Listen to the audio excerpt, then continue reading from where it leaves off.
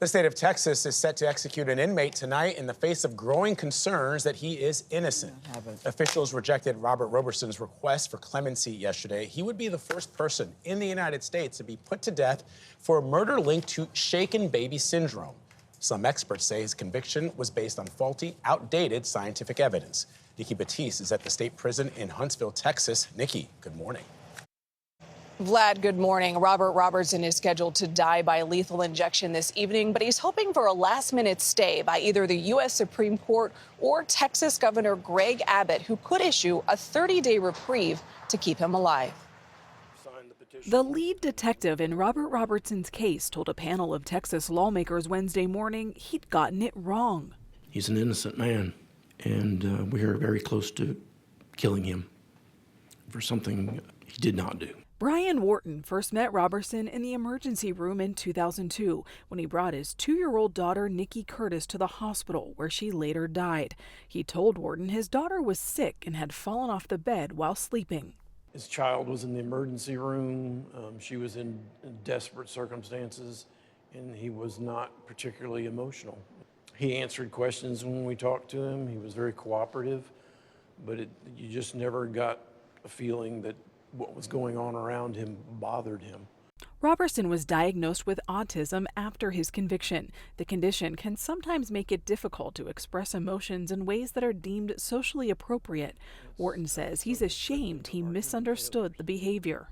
How did that change your feelings about what you saw that day? Well, it made everything make sense.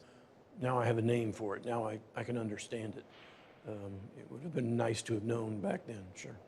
Roberson was immediately accused of shaking his daughter to death, but his defense team says an autopsy later revealed his daughter died from pneumonia, and the credibility of shaken baby syndrome is now in question. When did you last see him? 2 weeks ago. What were the last words you said to each other? I love you. Yeah.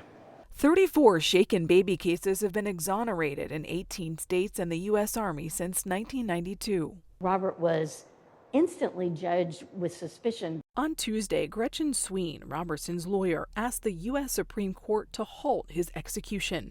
Roberson has 2 other children. Robert is this very sweet, simple soul. And what he has always said is that we have to keep hope. And he refers to this letter he got from his other daughter when he was sent away to prison, which said, "Daddy, don't ever give up hope." Texas argues claims raised by Robertson's lawyers are, quote, unworthy of the court's attention. Last night, Robertson was subpoenaed to testify before a state House committee that is reconsidering the lawfulness of his conviction at a hearing next week.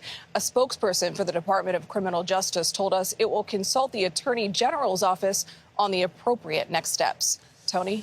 Nikki, thank you very much. Such a sad and interesting case, and consequential, too, because in New York State, at least, you have to watch a video about shaken baby syndrome before you can leave the hospital with your new baby. It's a real issue, but it's hard to judge a person based on their exterior, which seems to be what happened in this case. Especially because he was diagnosed with autism after that conviction, which means that sometimes your emotions are not what you would typically expect. Yeah. And how can you tell somebody what their emotions should be or the way that they're acting? And the autopsy showed that the baby died of pneumonia.